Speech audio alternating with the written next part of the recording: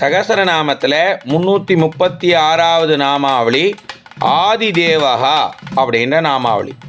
இந்த நாமாவளிக்கு ஆழ்வார் ஆச்சாரியன் பெரியோர் சொல்லியிருக்க விளக்கம் என்னன்னா, உலகத்திற்கு முதற்காரணமாய் இருந்து உலகத்தை படைப்பதை விளையாட்டாக கொண்டவர் அப்படின்னு சொல்லி நிறுத்துறார். பெருமாள் ஏன் உலகத்தை விளையாட்டாக படைக்கணும் அப்படின்றதுக்கு காரணம் சொல்கிறா. தன்னுடைய பக்தர்கள் எல்லா விதத்திலையும் சுகத்தை அனுபவிக்கிற மாதிரி திரும்ப திரும்ப உலகத்தை படைச்சுட்டே இருக்காராம்.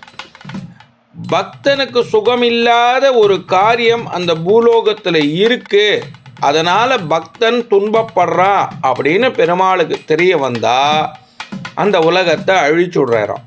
மறுபடியும் பக்தனுடைய சந்தோஷத்துக்காக உலகத்தை படைக்கிறார் அப்படின்னு இந்த இடத்துல பொருளாருது விசேஷம்.